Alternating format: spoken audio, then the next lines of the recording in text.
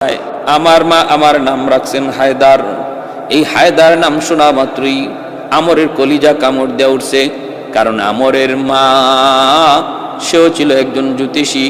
আমরের মা বলেছিল, রে বাবা, তোর নাম রাখলাম আমর, বিশ্ববিখ্যাত পহলওয়ান হবে, কেউ তোর সাথে পারবে না। কিন্তু আমি মা জ্যোতিষী বিদ্যা পড়ে যা বুঝলাম, হায়দার নামে এক ব্যক্তির সাথে তোমার পরাজয় হবে এবং তার হাতে তোমার মৃত্যু হবে। যদি কোনো দিন তুমি বুঝো আর জানো যে হায়দার নামে কেউ সামনে এসেছে, আমি মা বললাম তার সামনে তুমি যেও না, কারণ আমি জ্যোতিষী বিদ্যা পড়ে যা বুঝলাম তুমি তার হাতে হত্যা হবে। হায়দার নাম শোনা মাত্র আমরের ভয় অন্তরে জাগলো। আলী রাদিয়াল্লাহু তাআলা আর সারেন নাই, ক্ষিপ্রবেগে আঘাত করলেন। ইতিহাসের পাতায় এর চেয়ে বড় আক্রমণ পৃথিবীতে আর কোনোদিন হয় নাই, আর হবেও না। এত বড় আঘাত, এত বড় হামলা, ঢালটা দ্বিখণ্ডিত হইছে। এমনকি তার মাথা থেকে একদম পা পর্যন্ত পুরা বডিটারে একদম দুই ভাগ করে ফেলেছেন হযরত আলী রাদিয়াল্লাহু তাআলা আনহু। हैदर तेरा नाम से इस्लाम रहेगा, हैदर तेरा नाम से इस्लाम रहेगा, दुनिया की शजाअत में तेरा नाम रहेगा, दुनिया की शजाअत में तेरा नाम रहेगा, उस्मान तेरा नाम से इस्लाम रहेगा, दुनिया की सखावत में तेरा नाम रहेगा, दुनिया की सखावत में तेरा नाम रहेगा। আমার ফাতেমা এত সুন্দরী, আল্লাহ তাকে এত রূপ, এত লাবণ্যতা দিয়া সৃষ্টি করেছেন, জান্নাতের হুররা পর্যন্ত তার সুন্দর দেখে তারা অভিমান করবে, হিংসা করবে, ঈর্ষা করবে। জান্নাতি হুরেরা পর্যন্ত তার সৌন্দর্য দেখে ঈর্ষা করবে। ওই অবস্থায় নবীজি বলতেছেন, মালিক, আমার ফাতেমার জন্য কত রাজপুত্র, কত শিল্পপতির ছেলে বিয়ের প্রস্তাব দিয়েছে, আমি কারো কাছে বিয়ে দেই নাই। আলীর সাথে তুমি বিয়ের গটকালি করেছ। এমন একটা গরিব আলীর ঘরে আমার মেয়েটার গটকালি তুমি করেছ। ও মালিক, আমার ফাতেমা কাজ করতে করতে সে তো তার হাতটা একদম নষ্ট করে ফেলেছে। নবী কান্দেন। ওই অবস্থায় নবীজি দেখেন ফাতেমা ঘোমটাটা দিয়া দরজা খুলে যেন তিনি চলে যাইতেছেন। তিনি গুসা করেছেন, রাগ করেছেন। আল্লাহর নবী তখন বলতেছেন, ফাতেমা রে, আমি তো তোমার বিরুদ্ধে কিছু বলি নাই। খাতুনে জান্নাত বলতেছেন, বাবা গো, ও বাবা, আমার স্বামীর বিরুদ্ধে কিছু বললো আমি সইতে পারি না। ও বাবা, একজন স্ত্রী তার স্বামীর গড়ে এসি, গাড়ি, বাড়ি, দামি দামি আসবাব, কোটি কোটি টাকা চায় না। একজন স্ত্রী তার স্বামীর ঘরে যেই জিনিসটা সর্বপ্রথম চায় সেটা হলো স্বামীর ভালোবাসা। যে স্ত্রী তার স্বামীর বুক ভরা ভালোবাসা পায়, এই স্ত্রীর চেয়ে দুনিয়াতে সুখী আর কোনো স্ত্রী নাই। আর যেই বিবি স্বামীর কোনো ভালোবাসা পায় না, কিন্তু কোটি কোটি টাকার মালিক স্বামী, এই টাকায় তার শান্তি দেয় না, সুখ দেয় না। 3 বেলা যদি পেট পুরে নাও খাই, মনে রাখো গণ আব্বা জান, তোমার জামাতা আলী আমাকে বুক ভরা ভালোবাসা দেয়। আল্লাহর নবী শুকরিয়া আদায় করলেন। আল্লাহর নবী আল্লাহর কাছে শুকরিয়া আদায় করলেন আর বলতেছেন, মারি, আমি তো এটাই চাই। আল্লাহর নবী এমনও হাদিসে বলেছেন, মহিলারা, স্ত্রীরা ভালো করে খেয়াল করে শোনো, মা বোনেরা, নবী বলেন, যদি আল্লাহর পরে কাউকে সেজদা করার বিধান থাকতো, তাহলে আল্লাহ বলতেন প্রত্যেক স্ত্রী যেন তার স্বামীকে সেজদা দেয়। এতটা সম্মান, এতটা ইজ্জত আল্লাহ একজন স্বামীকে দিয়েছেন। এজন্যই হযরত রুকাইয়া রাদিয়াল্লাহু তাআলা আনহা, নবীজির মেয়ে, প্রথম বিবাহ হয়েছিল আবু জাহেলের ছেলের সঙ্গে। পরে যখন বিবাহ ভঙ্গ হয়, আল্লাহর নবী হযরত উসমান গনি রাদিয়াল্লাহু তাআলা আনহুর সাথে বিবাহ দেন। একদিন হযরত উসমান গনির বিরুদ্ধে একটা অভিযোগ নিয়ে হযরত রুকাইয়া তিনি নবীর কাছে এসেছিলেন। মায়ার নবী তখন যে জবাব দিয়েছিলেন শুনবেন। আহা, মায়ার নবী তখন বলেছিলেন, মারি, স্ত্রী স্বামীর বিরুদ্ধে অভিযোগ করবে এটা আমি নবী পছন্দ করি না।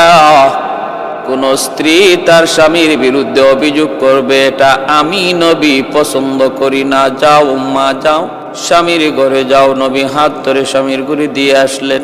একটা ঘটনার দিকে লক্ষ্য করো মা বোনেরা, একটু খেয়াল করে শোনো। একজন স্বামী, সে জানে সারাদিন একটু রোজগারের জন্য সে কত অপমান সয়, কত জুলুম, কত তুফান তার উপরে বয়ে যায়। এরপরও স্বামী ধৈর্য ধরে, কারণ ঘরে তার বিবি, তার সন্তান তার অপেক্ষায় বসা। সন্তানেরাও বুঝ, সন্তানেরাও তাকায় আছে, বাবা আমাদের জন্য খানার ব্যবস্থা করবে।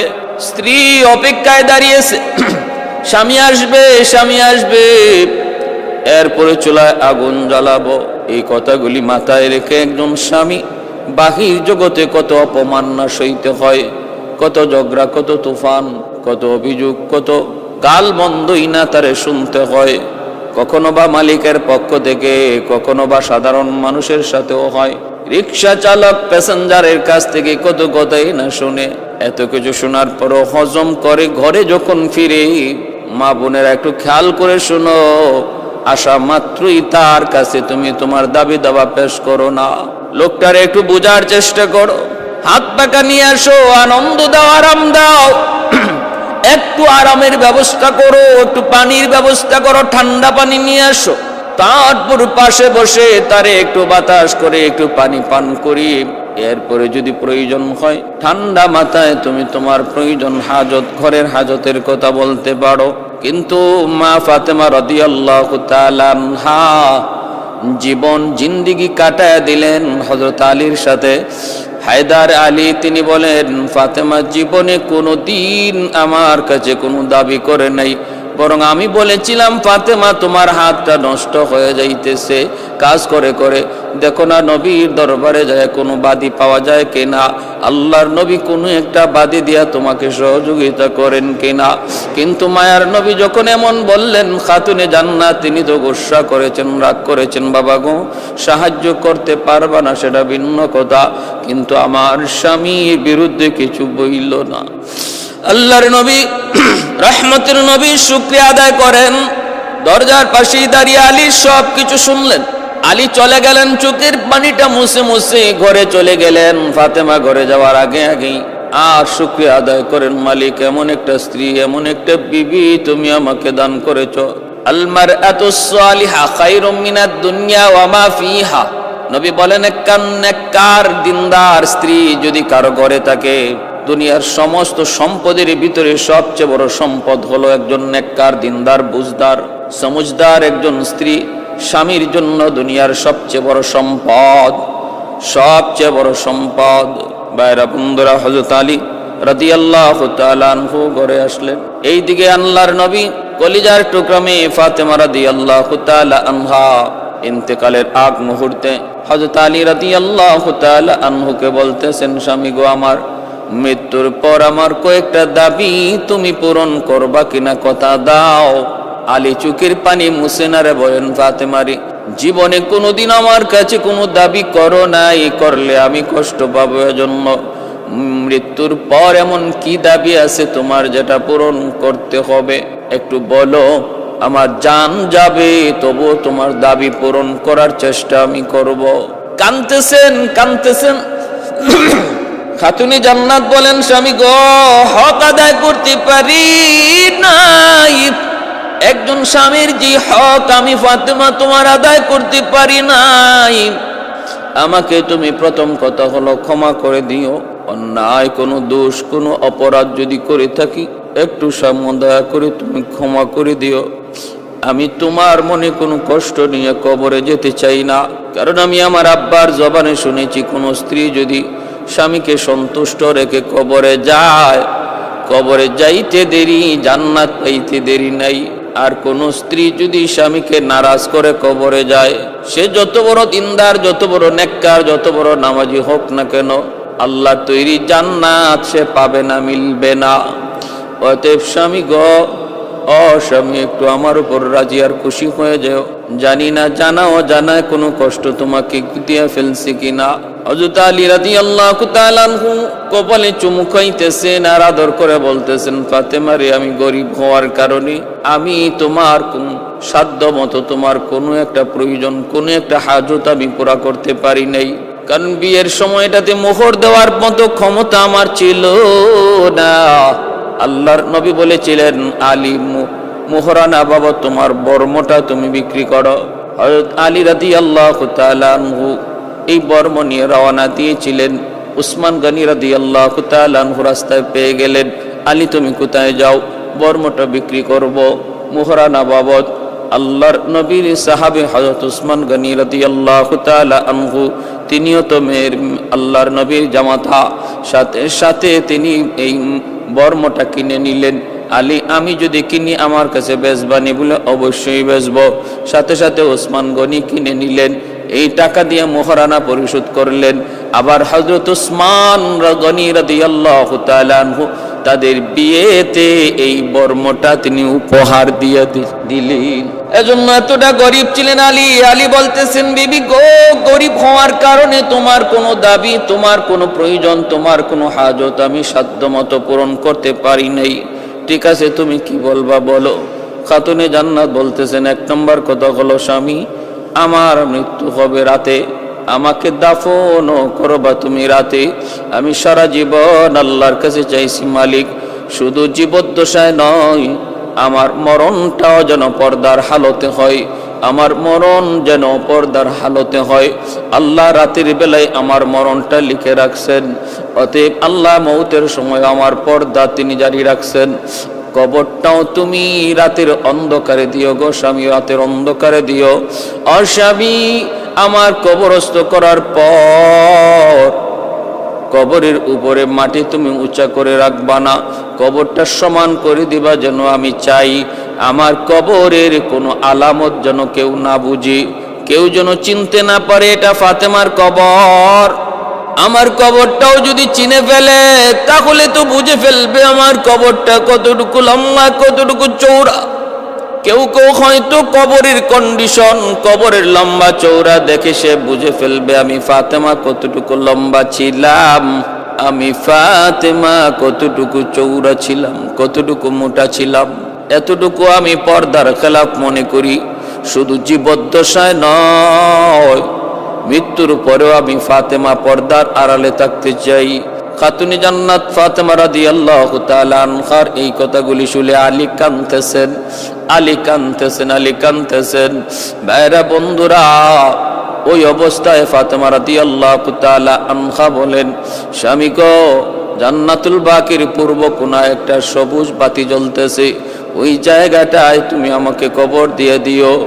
আর কবরটা করার জন্য কেউ না কেউ তো লাগবে, তুমি তো পারবা না, তোমার বাঙ্গা দিল কোনো একজন বন্ধুকে দিয়ে তুমি কবরটা খনন করায় নিও।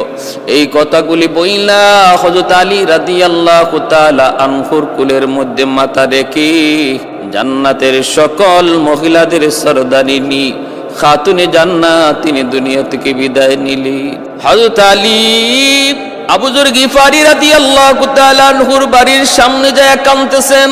গভীর রাত, আবু যর গিফারি কান্নার আওয়াজ শুনে দরজা খুলে দেখেন তারার হায়দার।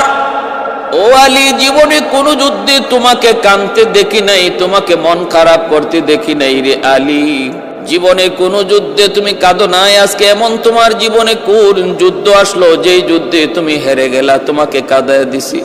হযরত আলী আবু যর গিফারিকে জড়ায় ধরে বলতেছেন, আবু যর, আজ একটা কবর খনন করা লাগবে।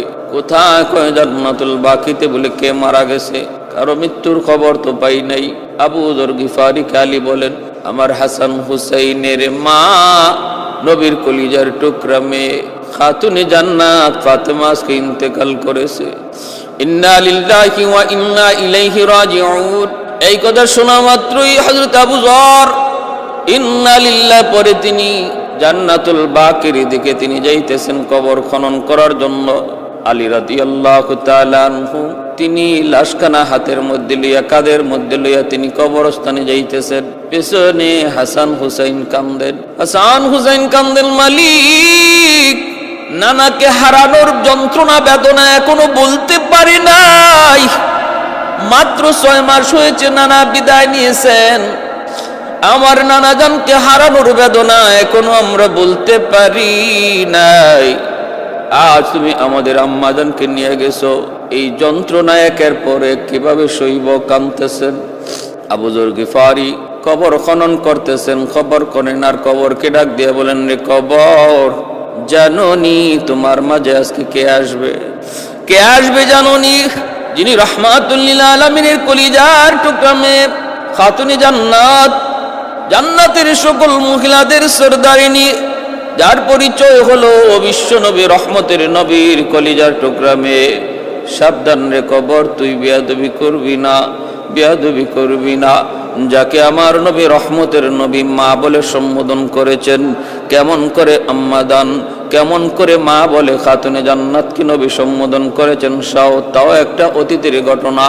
ঘটনাটা হলো আমার নবী রহমতের নবী তায়েফের জমিন থেকে রক্তাক্ত হইয়া আঘাত পাইয়া নবী যখন মক্কায় ঢুকতে যাবেন, তখনও নবীজি মক্কায় ঢুকলেন। ঘরে গেলেন, আল্লাহর নবীর পুরা দেহটা রক্তে রঞ্জিত। খাতুনে জান্নাত ফাতেমা রাদিয়াল্লাহু তাআলা আনহা তখন দরজাটা বন্ধ করে দিলেন। বন্ধ করে দিতেছেন আর নবী বলতেছেন, মারে তুমি দরজা বন্ধ করো কেন? খাতুনে জান্নাত কান্দেন আর বলেন, বাবা গো, আমি দরজাটা বন্ধ করে তোমার মাধ্যমে আমার আল্লাহর সাথে কিছু কথা বলতে চাই। এই বইলা তিনি বলতেছেন, নবী বলেন, তাহলে দরজা বন্ধ করো কেন? খাতুনে জান্নাত বলে, কথাগুলি গোপন, এজন্যই দরজা বন্ধ করেছি।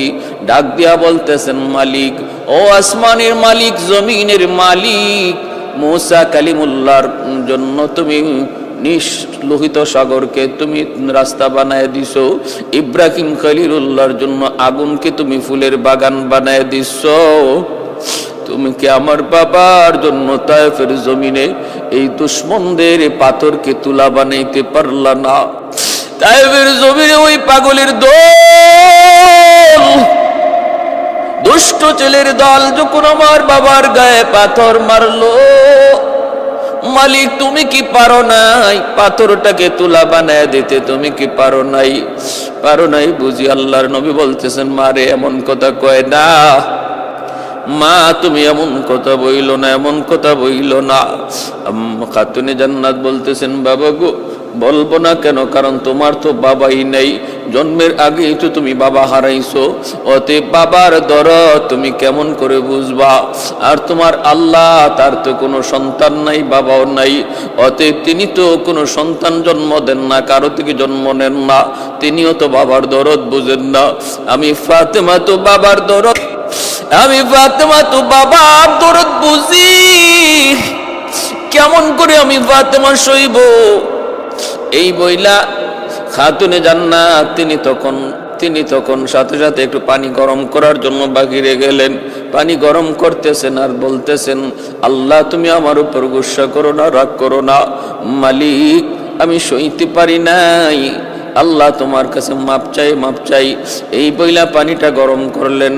একটু বাইরা বন্ধুরা জৈতুনের তেল গরম কইরা আল্লাহর নবী রহমতের নবীকে নিজের পাশে শুয়াইয়া, মায়ার নবী, দয়ার নবী, রহমতের নবী গায়ে যদ্দূর যেখানে যেখানে ব্যথা ছিল, আঘাত ছিল, সবগুলি আঘাতের মধ্যে পানি দিয়ে ধুইয়া তিনি অলিভ অয়েল, তিনি ওই জৈতুন তেল লাগাইতেছেন আর মালিশ করতেছেন। ওই অবস্থায় নবীজি বলেন, ও নবীজি বলতেছেন, ঘটনা শুনাইতেছেন আম্মাদান আয়েশা সিদ্দিকা রাদিয়াল্লাহু তাআলা আনহাকে। আমার নবী এই ঘটনা শুনাইতেছেন, আয়েশা কেন? ফাতেমা আমার মা, একটু শুনবানি। ফাতেমার কোলে আমি ঘুমায় গেছি, আঘাত আঘাত আঘাত, সারা শরীর জুড়ে আঘাত, আঘাতের রক্তগুলা ফাতেমা মুইসা দিতেছে মায়ের মতো। একজন মা তার সন্তানকে যেইভাবে সেবা করে গো, তায়েফের জমিন থেকে আমি নবী যেইভাবে রক্তাক্ত হয়ে ফিরেছি, আমার ফাতেমা সেইভাবে আমার সেবা করতেছে, রক্তটা মুইসা দিতেছে। এই অবস্থায় আমি ঘুমায় পড়ছি। ঘুমের ঘরে স্বপ্ন যুগে দেখতে পেলাম আমার মাতার পাশে আমার জনম দুঃখিনী মা আমেনা, তিনি আমার মাতার পাশে দাঁড়ায় আছেন, বসে আছেন। আমি মায়ের কুলে যেন আমার মাতারা রেখে শুয়ে রইছি। আমি তখন বলতেছি মারে পাইয়াই, আঙ্গুলটা ধরে বলতেছি মারে এতদিনে তোমারে পাইছি মা, আমি তোমাকে ছাড়বো না। তুমি আমাকে চাইলে কোথায় গিয়েছিলে সে অল্প বয়সী? মাগো আমি তোমাকে আর ছাড়বো না। আঙ্গুলটা ধরে মা কয়া চিৎকার করে ডাক দিছি। ওই অবস্থায় আমার মেয়ে ফাতেমা আমার কপালে চুমুকাইছে, চোখ থেকে অশ্রু ঝরতেছে। চোখের অশ্রুর পানির ফুটা আমার গালে যখন পড়লো, আমার ঘুম ভেঙে গেল। আমি দেখতেছি আমার মেয়ে ফাতেমা কাঁদতেছে। আমি বলতেছি মারে তুমি কি সারা জীবনই কানবা? সারা জীবনই শুধু কানবা? খাতুনি জান্নাত বলতেছে বাবা গো, ঘুমের ঘরে তুমি মা কইয়া তুমি ডাক দিছ, আমার হাতটা তুমি জড়ায় ধরছো, এই যে দেখো আমার হাতে তুমি এখনো ধরে রাখছো। আল্লাহর নবী রহমতের নবী তখন বলতেছেন মারে ও মা, মা কইয়া যদি তোমার হাত আমি ধরে থাকি তাহলে তুমি আজ থেকে আমার মা। কারণ স্বপ্নে আমি তোমার জায়গায় আমার মা আমেনাকে বসা দেখতে পেয়েছি। সুবহান শাফিঈ রুজে জাযা ও যাখতিবে আম্বিয়া, শাফিঈ রুজে জাযা ও যাখতিবে আম্বিয়া, সাহেব হাউজুল ওয়াজিল খুদা রুজে আতীদ, সাহেব হাউজুল ওয়াজিল খুদা রুজে আতীদ, সাহেব আসরান উনা মুস আকবর বরমলা, साहिब असरार ऊना मुझसे अकबर बरमला, इल्म उ अज अव्वलिनो आखिरी अंदर मजीद, इल्म उ अज अव्वलिनो आखिरी अंदर मजीद, रहमतुल्लिल आलमी खंदश खुदावंदे करीम, खल्को खुल्को कौलो फ़िअलो हदियो सिमते उ हमीद। আমার ভাইরা, এজন্য আবু যর গিফারি কবরে খুঁড়তেছেন আর কবরকে বলতেছেন জানো তিনি কে? তিনি আমার নবীর কলিজার টুকরা মেয়ে, আমার নবী যাকে মা বলেছেন। এ জানুনি জানুনি ইনি কে? ইনি হাসান হুসাইনের মা। রে কবর বেয়াদবি করবি না, বেয়াদবি করবি না। যে হাসান হুসাইন একদিকে ক্ষুধার্ত থাকতো, তারপরও ফাতেমার কাছে কোনো ভিক্ষুক যদি আসতো ভিক্ষুককে আগে দিত। এতটা দিল ছিল তার। আল্লাহর নবী রহমতের নবী মায়ার নবী মসজিদে নববীতে তিনি বসা। একটা ভিক্ষুক আসলো নবীর কাছে, আইসা সওয়াল করলো। আল্লাহ বলেন ওয়া আম্মাস সাইলা ফালা তানহার। বন্ধু, কোন সাইল যখন সওয়াল করে তারে ধমক দিও না, ধমক দিয়া তারায়া দিও না। সাধ্য অনুযায়ী তারে সাহায্য করো, না পারলে বুঝের সাথে তারে বলো। আল্লাহর নবী তালাশ করে দেখেন ভিক্ষুককে দেওয়ার মতো কিছুই নাই। নবী বলতেছেন আমার কাছে কিছুই নাই।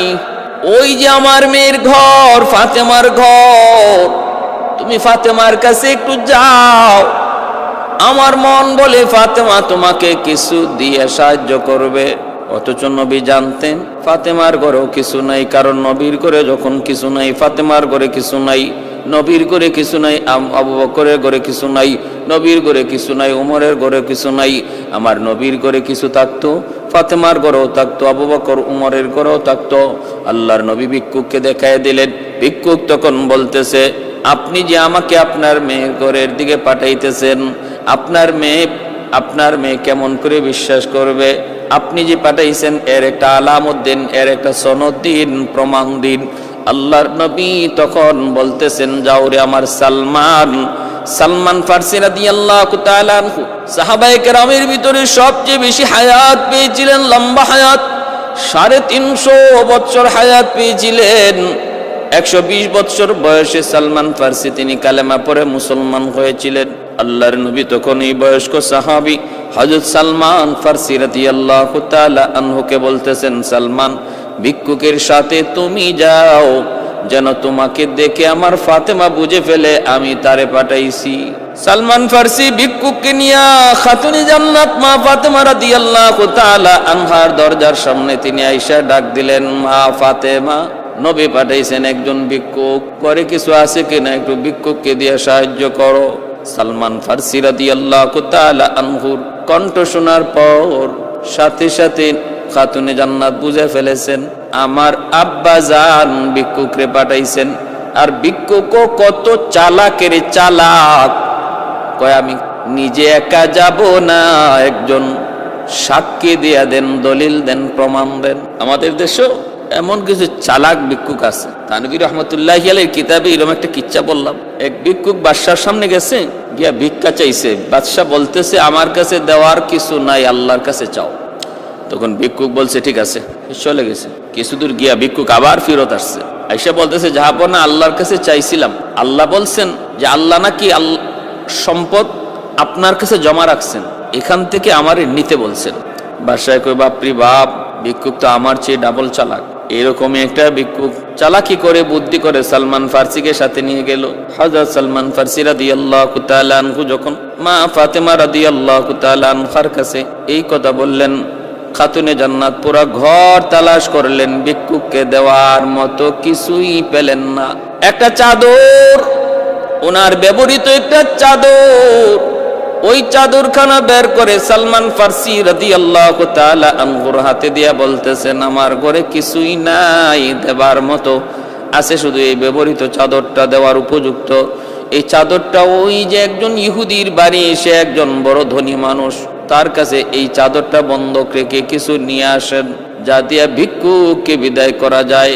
সালমান ফারসি রাদিয়াল্লাহু তাআলা আনহু এই চাদরখানা নিয়ে তিনি পাশে ইহুদির এক বাড়িতে গেলেন। ওই ইহুদি বড় ধনী মানুষ ছিল, ধনাঢ্য মানুষ। ডাক দিলেন, ইহুদি বের হলো।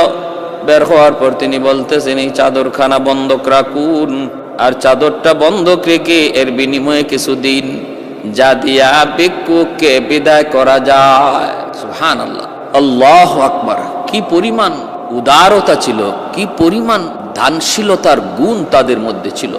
আল্লাহ বলে বান্দা মনে রাখো, দান করলে সম্পদ কমে না। ইয়ামহাকুল্লাহু রিবা ওয়া ইউরবিস সাদাকা, সম্পদ কমে সুদ খাইলে, আর দান করলে আল্লাহ সম্পদ বাড়ায় দেয়। ইহুদি এই চাদরখানা সাথে নিয়ে ভিতরে চলে গেল। বেশ কিছুক্ষণ পর চাদর হাতে নিয়ে যখন সালমান ফারসির সামনে আসলো, তখন তারা তাকায় দেখেন ইহুদির মাথা থেকে গোসলের পানি পড়তেছে। বোঝা যায় সেই টাইমের ভিতরে গোসল করেছে। সালমান ফারসি বলতেছেন কি ব্যাপার, তোমার এত দেরি হলো কেন?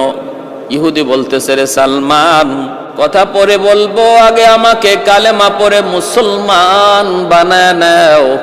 যা কিছু বলার পরে বলবো, আমাকে আগে তাড়াতাড়ি কালেমা পড়ে মুসলমান বানাও। সালমান ফারসি বলেন ঘটনা কি? আমি আসলাম তোমার কাছে চাদর বন্ধক রাখার জন্য, এই মুহূর্তে তোমার মুসলমান হওয়ার শখ জাগলো। ঘটনা কি, কোন কারণে, কি হয়েছে একটু খুলে বলো। ইহুদি বলতেছে ও সালমান, তাহলে একটু শোনো, আমি তাওরাত কিতাবের একজন পণ্ডিত। তাওরাত কিতাবের মধ্যে আমি পেয়েছি আখিরি জমানার নবী যিনি হবেন, এই হবে তার গুণ, এই হবে তার গুণ, এই হবে তার গুণ। সমস্ত গুণাবলী একে একে আমি মুহাম্মাদুর রাসূলুল্লাহর কাছে পেয়েছি। একটা গুণের কথা তাওরাত কিতাবে লেখা ছিল, তার কাছে একদিন একজন ভিক্ষুক আসবে, ওই ভিক্ষুককে ভিক্ষা দেওয়ার মতো তিনি কিছুই পাবেন না। তিনি পাঠায় দিবেন মেয়ের ঘরে, মেয়েও তামাম ঘর তালাশ করে কিছু পাবে না। একটা চাদর ভিক্ষুককে হাতে দিয়া এক ইহুদির বাড়িতে পাঠাবে। এই চাদরখানা বন্ধক রেখে ভিক্ষুককে কিছু দেওয়ার জন্য। ও সালমান, আমি এই আলামতি গুণটা পাওয়ার অপেক্ষায় ছিলাম রে সালমান। আজ আমার এই গুণটাও পাওয়া হয়ে গেছে।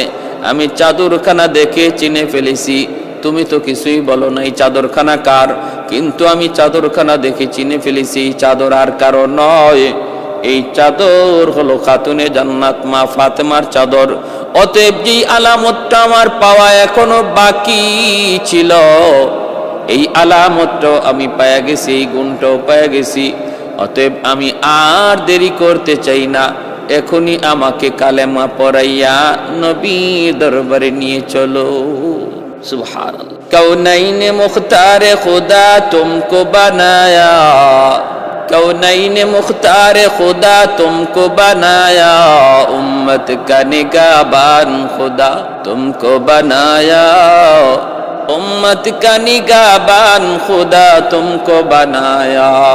मौला मेरा आका मेरा रहमत की नबी है, ताजदार मदीना है तो माह अरबी है, ताजदार मदीना है तो माह अरबी है। মনে আছে শেখ আব্দুল কাদের জিলানী রহমতুল্লাহ আলাইহি তিনি মুরিদদেরকে জোহরার ব্যাখ্যা দিচ্ছেন। জোহরা তিনি কে ছিলেন, তারে আল্লাহ কেমন গোপন করে রাখছেন, কেমন পর্দার ভিতরে রাখছেন। আর হযরত আবু যর গিফারি রাদিয়াল্লাহু তাআলা আনহু খাতুনে জান্নাত মা ফাতেমার গুণগুলি কবরকে শুনাইতেছেন। এরে কবর, হাসান হুসাইনের বাপ ফাতেমা এমন একটা দুইটা ঘটনা নয়, নিজে না খায়া তিনি ভিক্ষুককে খাওয়াইছেন, নিজে না খায়া সওয়ালকারীকে তিনি যা ছিল তা দিয়া দিছেন। আরেকটা এমন ঘটনা হাকিমুল উম্মত থানবী তার কিতাবের মধ্যে লিখছেন, এরকম ভাবে একটা ভিক্ষুক আইসা বলতেছে, মায়ার নবী গো, আমি বড় ক্ষুধার্ত, আমাকে খানা দিন, আমার কাপড় নাই, আমাকে একটা কাপড় দিন, আমার কোনো বাহন নাই বাড়িতে যাওয়ার জন্য, আমাকে একটা বাহন দিন। আল্লাহর নবী তখনও বলতেছেন, আমার ঘরে কিছু নাই, ওই যে আমার মেয়ে ফাতেমার ঘরে যাও। আমার নবী ভালো করে জানতেন ফাতেমার ঘরে কিছু নাই, তারপরও কেন বলেন? কারণ আমার আল্লাহর ইশারায় সব হয়, কিছু না কিছু একটা ঘটবে, কিছু না কিছু একটা হবে। এজন্য ভিক্ষুককে তিনি পাঠিয়ে দিলেন। ভিক্ষুক যে ডাক দিল খাতুনে জান্নাত, তিনি তখন ডাক দিয়া বলতেছেন, আমিও তো পাই না, আমিও তো এমন কিছু পাই না তোমাকে দেওয়ার মতো, খাওয়ানোর মতো কোনো ব্যবস্থা নাই, পরানোর মতো কোনো কাপড় নাই, দেওয়ার মতো কোনো বাহন নাই, কিন্তু আমার একটা হার আছে, হারটা আমি তোমাকে দিয়ে দিলাম, নেও আমার হারটা তুমি নিয়ে যাও, বাজারে বিক্রি করে প্রয়োজন তুমি পূরণ করে নিও। ভিক্ষুক ওই গলার হারটা নিয়ে আল্লাহর নবীর সামনে হাজির হলো। আল্লাহর নবী রহমতের নবী এই হারটা হাতে নিলেন। এই দিকে নবীর সাহাবীরা অবাক হয়ে গেছেন। হযরত আম্মার রাদিয়াল্লাহু তাআলা আনহু বলতেছেন, রে ভিক্ষুক, এই হারটা যদি আমি তোমার কাছ থেকে কিনে নেই, কত টাকা দিলে তুমি খুশি বলো, কত দিরহাম দিলে তুমি খুশি বলো? ভিক্ষুক বলতেছে, আমাকে পয়সা দেওয়া লাগবে না, আমাকে তুমি পেট ভরে খাওয়াও, আমাকে কাপড়ের ব্যবস্থা করো, আমার একটা বাহনের ব্যবস্থা করো। হযরত আম্মার রাদিয়াল্লাহু তাআলা আনহু তিনি বললেন, ঠিক আছে, আমি তোমারে খানা খাওয়াইতেছি। খানা খাওয়াইলেন, দামি কাপড় পরাইলেন, দামি একটা বাহন দিলেন, আর বললেন, নেও অতিরিক্ত কিছু পয়সাও তোমাকে দিলাম। দিয়া তিনি ওই ভিক্ষুককে বিদায় দিলেন।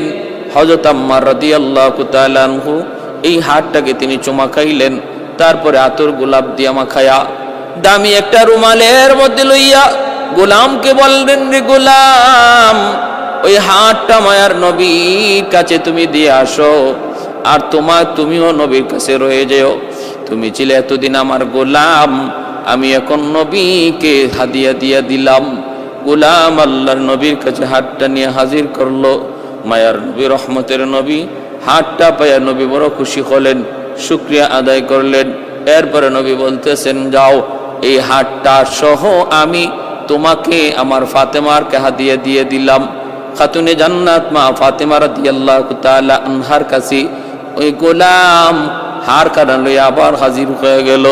হাজির হয়ে বলতেছেন, নেন, এই যে আপনার হার কাটা নেন, আর আমিও আজ থেকে আপনার গোলাম। খাতুনে জান্নাত মা ফাতেমা রাদিয়াল্লাহু তাআলা আনহা এই দৃশ্য দেখার পর এতটাই শুকরিয়া আদায় করলেন, এতটা খুশি হলেন, মায়ের দেওয়া হার তিনি এইবার আবার ফেরত পেয়ে গেলেন। কেমনে কি হলো? সবকিছু এমনি হয়েছে, ভিক্ষুকের খানাও পূরণ হয়েছে, কাপড়েরও হাজত পূরণ হয়েছে, বাহনেরও প্রয়োজন পুরা হয়েছে। হযরত আম্মার তিনি তাকে ব্যবস্থা করেছেন। আমি ছিলাম আম্মারের গোলাম, তিনি আমাকে সহ আপনার কাছে পাঠিয়ে দিয়েছেন, নবীর কাছে পাঠাইছেন, নবী আপনার কাছে পাঠিয়ে দিয়েছেন। খাতুনে জান্নাত রুমালের হাতটা গ্রহণ কইরা খুশিতে তিনি বলতেছেন, আমি আজ থেকে তোমাকে আজাদ করে দিলাম, আর তোমাকে গোলামি করা লাগবে না। সাথে সাথে গোলাম সেজদায় পড়ে আল্লাহর দরবারে শুকরিয়া আদায় করে আর হাতুড়ে বলতেছে, মালিক, এটা কেমন এক হার, যেই হার ভিক্ষুককে খানা খাওয়াইলো, কাপড় পরাইলো, বাহন দিল, আবার যেই হার আমার মতো একটা গোলামকে আজাদ করলো, আবার তার প্রকৃত মালিকের হাতে আবার পৌঁছে গেল। এ কেমন কুদরতি হার, কেমন কুদরতি হার। এই বইলা গোলাম আল্লাহর দরবারে শুকরিয়া আদায় করলো। এজন্য আবু যর গিফারি বলতেছেন, রে কবর সাবধান, তুই খাতুনে জান্নাতের সাথে বেয়াদবি করবি না, বেয়াদবি করবি না। হঠাৎ করে পিছন থেকে একটা আওয়াজ আসলো। আওয়াজটা মূলত খাতুনে জান্নাতের জন্য নয়, এটা আমাদের জন্য, আমাদের জন্য। এরে আবু যর, কে কার মেয়ে, কে কার মা, কে কার স্ত্রী আমি সেটা বুঝি না, আমি সেটা চিনি না। আমি চিনি কার আমল কত ভালো। যার আমল যত ভালো আমি তার জন্য জান্নাতের টুকরা, আর যার আমল যত খারাপ আমি তার জন্য জাহান্নামের কুণ্ড। কারণ নবী বলেছেন, আল কবরু রাউযাতুম মিন রিয়াজিল জান্নাহ আও হুফরাতুম মিন হুফারিন নার। হযরত জাবির রাদিয়াল্লাহু তাআলা চিন্তায় পড়ে গেলেন, চোখগুলা বড় বড় হয়ে গেল। পেরেশান, পেরেশান তো হবেনি। দৌড়ায় বিবির কাছে গেলেন, বিবি গো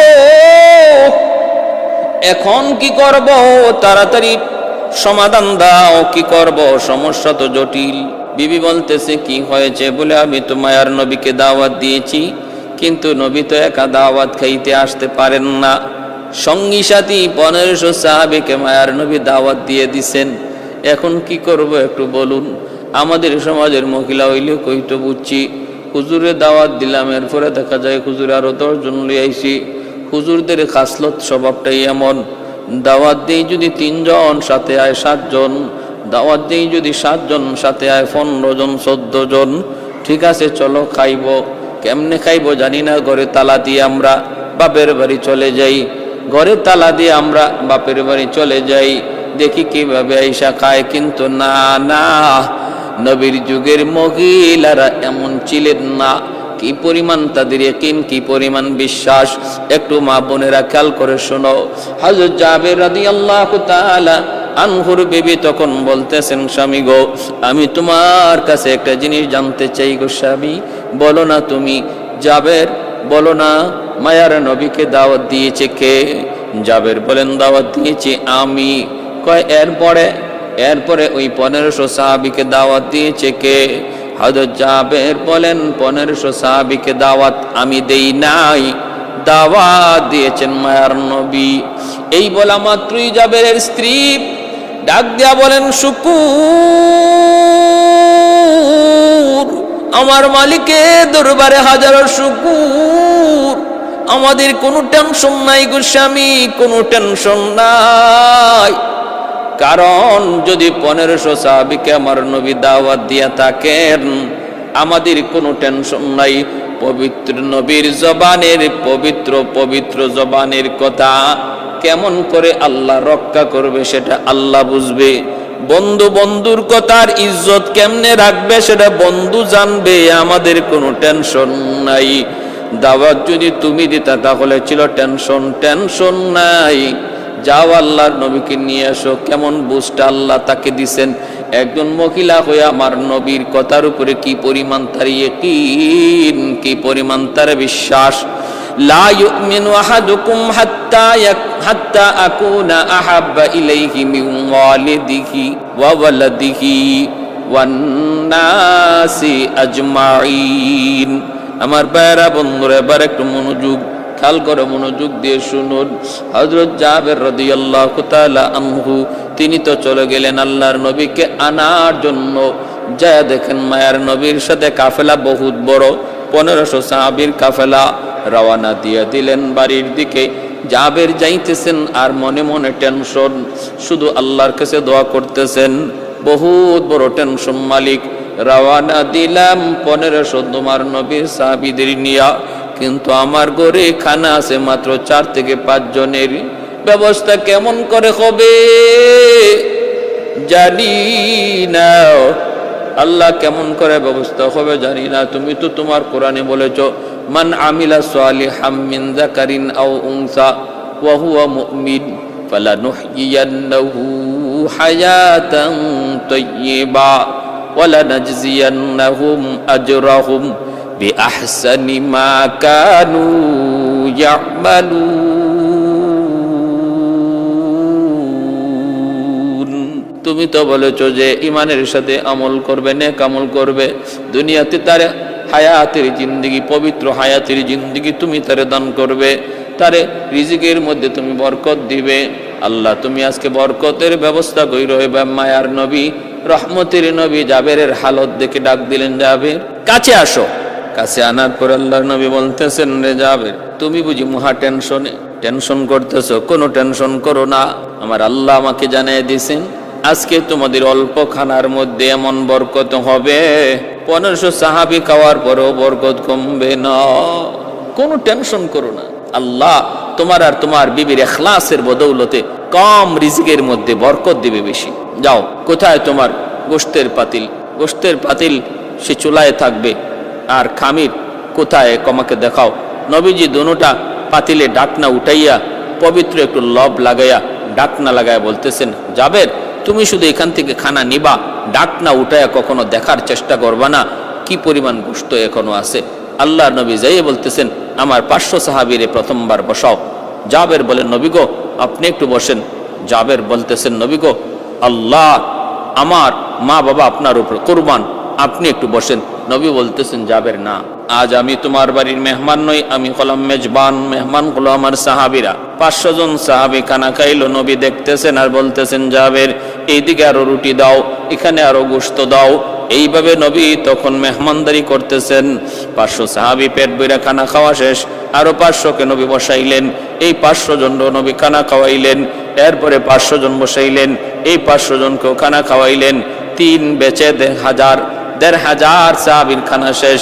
হযরত জাবের রাদিয়াল্লাহু তাআলা আনহু টেনশনে পড়ে গেলেন। 4 জনের খাবার খাইলো 1,500 মানুষ। হায় এখনো এই পাতিলে খানা আসেনি না নাই জানি না। আমার মায়ার নবী, রহমতের নবী এখনো খানা খান নাই। হায় যদি পাতিলে খানা না থাকে রে, আমার তো খানা কোনো না কোনো ভাবে ব্যবস্থা করতে হবে। জাবের আর ধৈর্য ধরতে পারলেন না, দৌড় দিয়ে তিনি পাতিলের কাছে চলে গেলেন। যায় তিনি ডাকটা উঠায় ফেললেন। নবী নিষেধ করলেন, রে জাবের না না, ডাকনা উঠাও না। এরপরও জাবের আর ধৈর্য ধরতে পারলেন না, তিনি যা ডাকনাটা উঠায় ফেললেন। ডাকনাটা উঠানো মাত্র আল্লাহর নবী বলতেছেন, রে জাবের কি করলা তুমি, কি করলা? জাবের তাকায় দেখেন পাতিলের মধ্যে শুরুতে যেই পরিমাণ গোশত ছিল এখনো সেই পরিমাণ গোশত আছে, 1 জাররা পরিমাণ গোশত কমে নাই।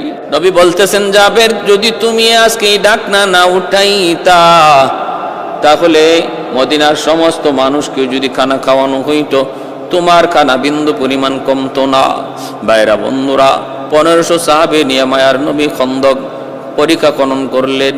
সম্মিলিত বাহিনী আবু সুফিয়ানের নেতৃত্বে মদিনার কাছাকাছি চলে আসলো। বিশ্ববিখ্যাত পাহলওয়ান আমরকে লইয়া আইসাই তারা দেখে বিশাল বড় একটা পরিখা। এই পরিখা তারা গোড়ার উপরে সর হইয়া কেমনে পাড়ি দিবে, সম্ভব না। পারে কিনারায় তারা অবস্থান করলো। পরিখার ওই পারে নবী, নবীর সাহাবীরা, আর ওই পারে হলো সম্মিলিত কাফেরদের বাহিনী। পাথর নিক্ষেপ শুরু হলো, তীর মারা শুরু হলো। পার হওয়ার মতো অবস্থা নাই। ওই অবস্থায় মক্কার সম্মিলিত কাফির বাহিনী তারা ওখানেই কোন রকম তাবু বানায় অবস্থান করলো। আর হাতের দ্বারাই ঢিল চোরাচুরি হইতেছে, তীর মারা হইতেছে।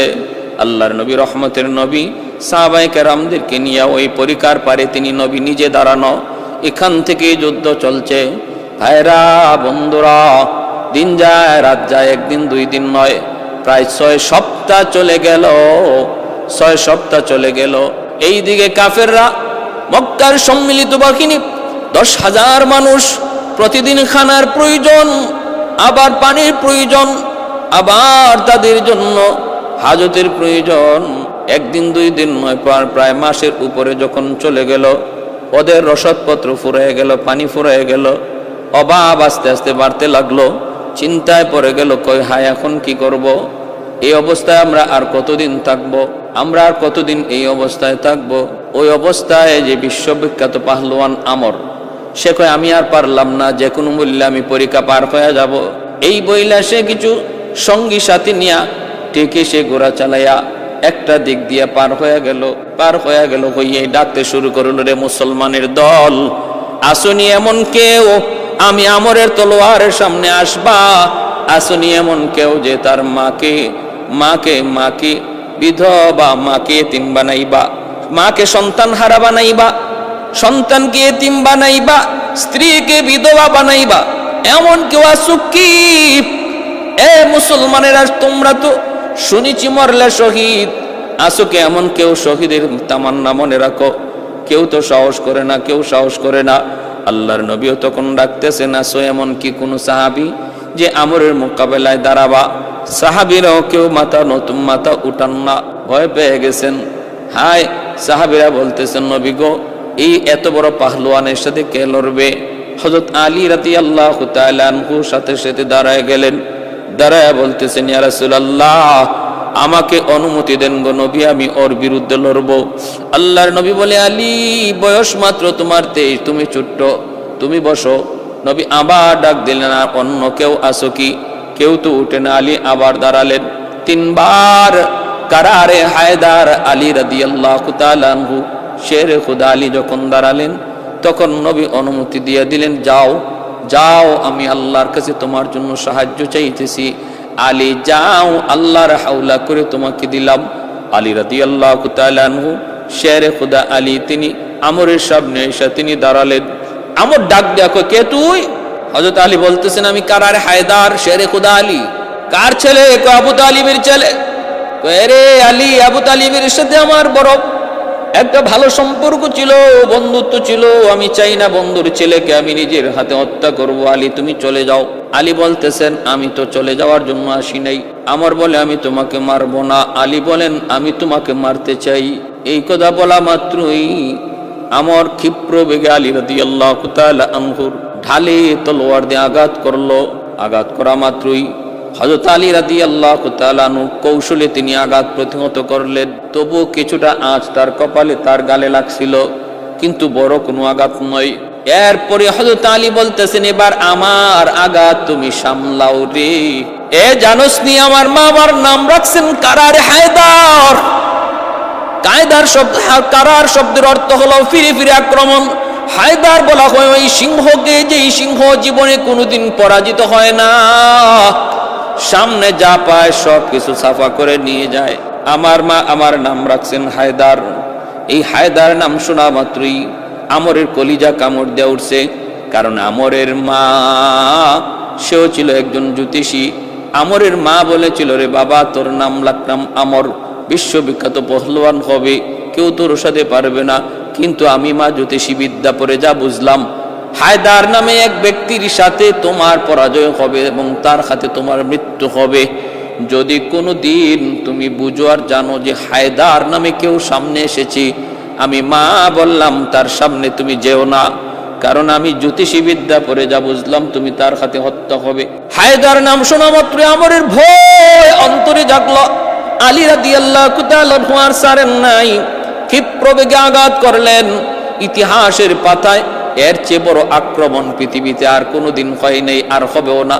এত বড় আঘাত, এত বড় হামলা, ঢালটা দ্বিখণ্ডিত হইছে। এমনকি তার মাথা থেকে একদম পা পর্যন্ত পুরা বডিটারে একদম 2 ভাগ করে ফেলেছেন হযরত আলী রাদিয়াল্লাহু তাআলা আনহু। हैदर तेरा नाम से इस्लाम रहेगा, हैदर तेरा नाम से इस्लाम रहेगा, दुनिया की शजाअत में तेरा नाम रहेगा, दुनिया की शजाअत में तेरा नाम रहेगा, उस्मान तेरा नाम से इस्लाम रहेगा, दुनिया की सखावत में तेरा नाम रहेगा, दुनिया की सखावत में तेरा नाम रहेगा। আল্লাহর নবী, রহমতের নবী, নারায়ে তাকবীর আল্লাহু আকবারের আওয়াজে আকাশ বাতাস মুখরিত হয়ে গেল। আমরের দ্বিখণ্ডিত বডি দেখে সঙ্গী সাথী যারা ছিল সব ভাগতে লাগলো। তখন ওই পারে যাওয়ার পর কাফেরদের মধ্যে এক ভয় সৃষ্টি হয়ে গেল। তাদের ভরসা ছিল যার উপর, সে আমর দ্বিখণ্ডিত হয়ে গেছে আলীর তলোয়ারের সামনে। আলীর তলোয়ারের সামনে শের খুদা আলী। ওই অবস্থায় আল্লাহ পাক রব্বুল আলামিনের কাছে আল্লাহর নবী দোয়া চাইলেন, আল্লাহ আল্লাহ আমাদের অবস্থা বেহাল হয়ে গেছে। ওই সময়টাতে একাধারে 4 ওয়াক্ত নামাজ কাজা হয়ে গেছিল। কাফেররা এতটা পেরেশানির মধ্যে রেখেছিল মায়ার নবীকে। আমার ভাইয়েরা, বন্ধুরা, নবীজি আল্লাহর কাছে দোয়া করেন, আল্লাহ পাক রব্বুল আলামিন সাহায্য নাজিল করলেন। ছিল প্রচন্ড শীতের মৌসুম, মুষলধারে বৃষ্টি নাজিল হলো, আবার ঝড় তুফান হলো। ওই বৃষ্টি আর তুফানের কারণে বেঈমানরা এমনিই তো তারা দুর্বল হয়ে পড়ছিল, আবার বৃষ্টি আর তুফানে তাদের এই তাঁবুগুলা উড়াইয়া নিয়ে গেছে, আর তাদের ঠান্ডা আর শীত বেড়ে গেছে। আবু সুফিয়ান বলতেছে, আর থাকার মতো অবস্থা নাই, চলো আমরা তাড়াতাড়ি এখান থেকে ভাগি। হায়, ওই অবস্থায় আল্লাহর নবী একজন সাহাবীকে পাঠাইছিলেন, যাও তো ঝড়ের পর তাদের হালতটাকে একটু দেখে আসো। আবু সুফিয়ান টের পেয়ে গেল গুপ্তচর হয়তো কেউ ঢুকেছে আমাদের হালত দেখার জন্য। আবু সুফিয়ান বলতেছে, মুসলমানদের পক্ষ থেকে কেউ হয়তো বা আমাদের ভিতরে গুপ্তচর ঢুকেছে, তোমার পাশে যে আছে তার হাত ধরে জিজ্ঞেস করো তার পরিচয় কি। এই অবস্থায় নবী সাহাবী তিনি আওয়াজটা টের পেয়ে তিনি সাথে সাথে বুদ্ধি করে পাশে দাঁড়ায় আসছিল যে কাফের, তার হাত ধরে বলতেছেন, বলো তো তুমি কে, তোমার পরিচয় কি। পরিচয় দিয়ে দিছে, ফলে সে আবার নেই। আমার ভাইয়েরা, বন্ধুরা, তিনি আয়েশা জানায় দিলেন নবীকে ওরা ভাগছে। আল্লাহর নবী, রহমতের নবী, যায় দেখেন সম্মিলিত বাহিনী পরাস্ত হলো এবং তারা এখান থেকে অত্যন্ত অত্যন্ত অত্যন্ত কষ্ট নিয়া অপমানজনক পরাজয় বরণ করে তারা এখান থেকে বিদায় নিল। আল্লাহ নবী সাহাবাই কেরামদেরকে নিয়ে মদিনায় ঢুকলেন। নবীজি তিনি বর্ম খুলে ফেলবেন, জিব্রাইল আমিন বলতেছে, নবী গো, যুদ্ধের বর্ম আপনি খুলে ফেলতেছেন, আমি জিব্রাইল কিন্তু এখনো খুলি নাই। বলে কেন? কই যে ইহুদিদের বস্তি, বেঈমান ইহুদিয়া বনু কুরাইজা, ওদের সাথে যুদ্ধ করা লাগে। কারণ এই বনু কুরাইজা